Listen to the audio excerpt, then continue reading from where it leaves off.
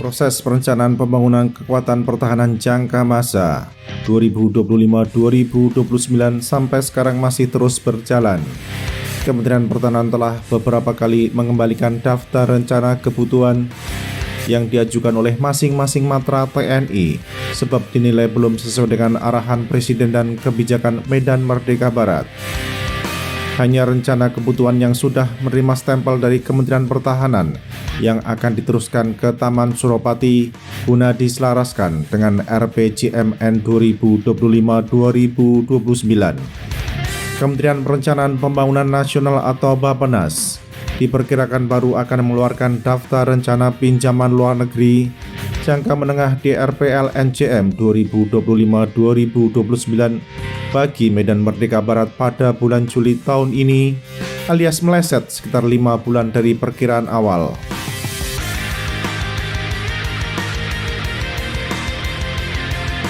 Lubuk 2025-2029 memang tengah dinantikan dan dirindukan oleh Kementerian Pertahanan dan para pihak lain yang berkepentingan, termasuk industri pertahanan sejagat, Boeing Defense Space and Security, Lockheed Martin, Airbus Defense and Space, Naval Group, dan Fincantieri.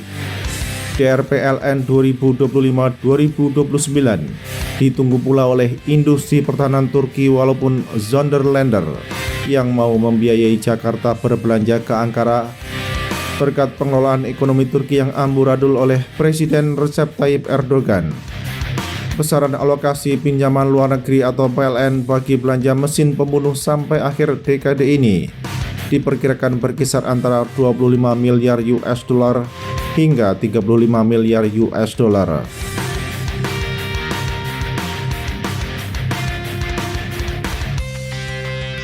Walakin, jangan berbahagia dulu jika orang nomor wahid di Taman Suropati menyetujui PLN dengan jumlah seperti yang diperkirakan. Sebab sejak era MEF 2020-2024 terdapat suatu tantangan baru dalam urusan anggaran yang terkait dengan PLN. Cabaran yang dimaksud ialah tidak semua kontrak yang sudah ditekan oleh Medan Merdeka Barat dengan pembuat mesin perang akan mendapatkan loan agreement. Penandatanganan loan agreement akan tergantung pada apakah Kementerian Pertahanan mempunyai dana rupiah murni pendamping atau RMP guna mengaktifasi kontrak yang akan menerima loan agreement.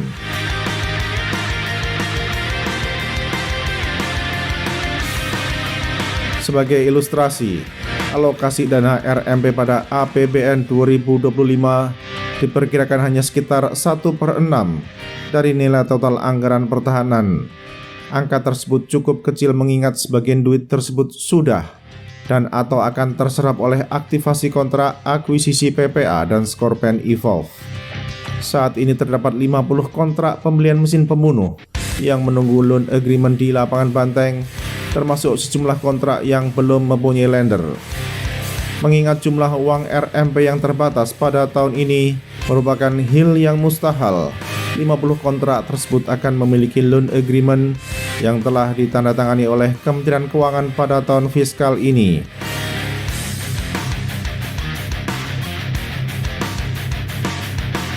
Di tengah cuaca fiskal yang tidak menggembirakan tersebut, tahun 2025 dan 2026 ialah masa-masa kedatangan mesin perang non-naturalisasi yang dipesan oleh Jakarta.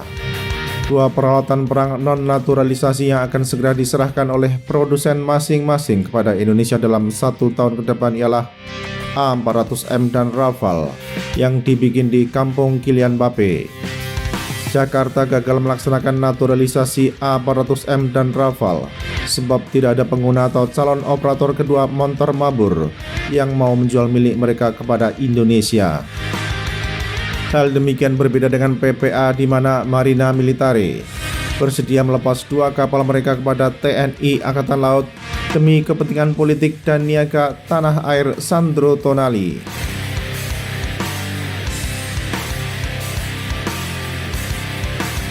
Airbus Defense and Space akan menyerahkan 2 A400M kepada Kementerian Pertahanan pada Q4 tahun ini.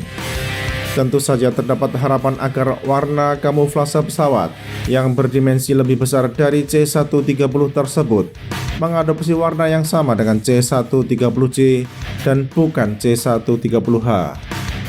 Pabrik pesawat terbang multinasional Eropa tersebut telah berjuang agar Indonesia menjadi operator wahana terbang yang mempunyai sertifikat sipil dan militer tersebut sejak 10 tahun lampau.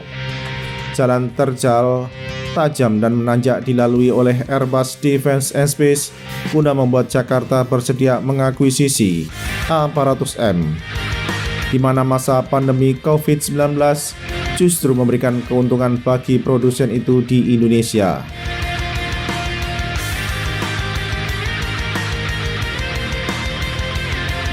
Faktor Prabowo Subianto sebagai Menteri Pertahanan memainkan peran besar bagi kegemilangan A400M di negeri ini. Tentara Langit Indonesia sejak 1960 sudah mengoperasikan C-130, sehingga untuk berpindah hati ke 400M bukan hal yang gampang.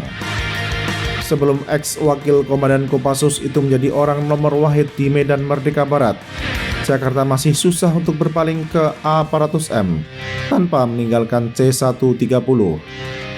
Kini, Indonesia harus mengimpor 4 unit A400M lagi agar pabrik pesawat terbang di Andir bisa memiliki autonomous ride CN235 sebagaimana diatur dalam kontrak.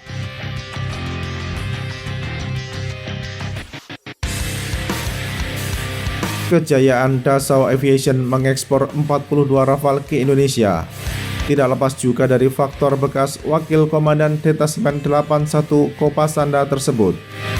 Tentara udara negeri ini yang semula menginginkan F-16 Viper harus hijrah ke Rafale berkat keputusan yang dikeluarkan oleh Menteri Pertahanan. Mirip dengan Airbus Defence and Space, Dassault Aviation telah mengetuk hati Indonesia agar menaruh hati kepada pesawat pancar gas yang didorong oleh 2 engine keluaran Sevrang tersebut sejak 1 Dasawarsa lalu. Setelah Jakarta memutuskan menjadi anggota klub Rafale, dapat dipastikan masih terdapat pekerjaan rumah yang harus dibereskan terkait status keanggotaan itu.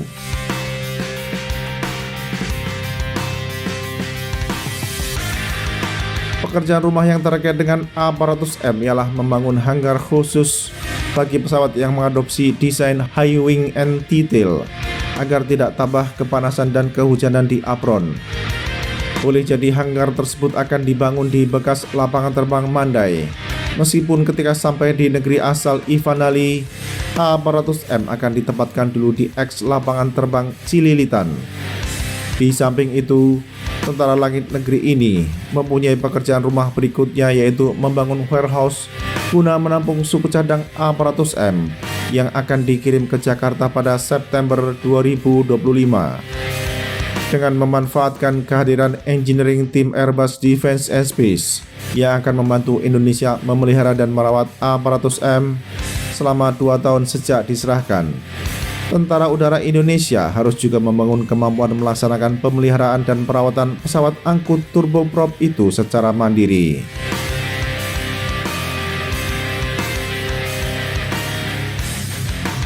Adapun pekerjaan rumah yang terkait dengan jet tempur karya anak bangsa Prancis ialah melanjutkan pembelian suku cadang dan rudal pada pembangunan kekuatan masa 2025-2029.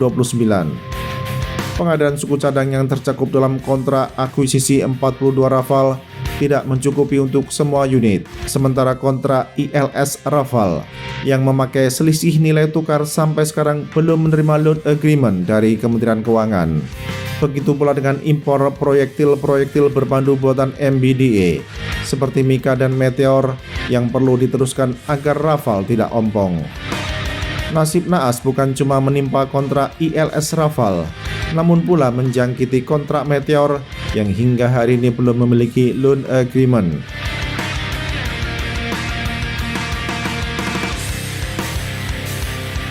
TNI Angkatan Udara sekarang tengah melakukan pembangunan sejumlah fasilitas terkait pesawat tempur Rafale di eks lapangan terbang Simpang 3.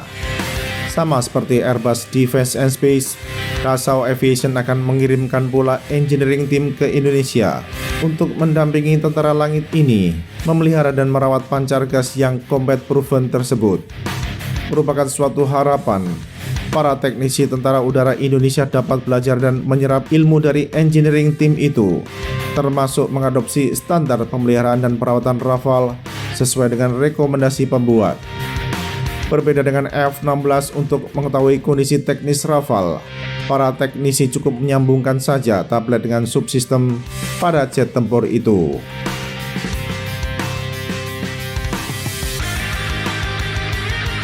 A400M dan Rafale akan menunjukkan kemampuannya secara optimal apabila didukung oleh pemeliharaan dan perawatan yang sesuai dengan prosedur dari pabrikan, ketersediaan suku cadang yang memadai, sehingga tidak perlu gerakan kanibalisasi, adanya beragam rudal dalam jumlah yang cukup dan sumber daya manusia yang kapabel. Hal-hal tersebut harus didukung pula oleh ketersediaan anggaran pemeliharaan yang cukup, sehingga tingkat kesiapan pesawat di atas 50%. Membeli pesawat adalah satu hal, memelihara dan mengoperasikan pesawat ialah lain hal.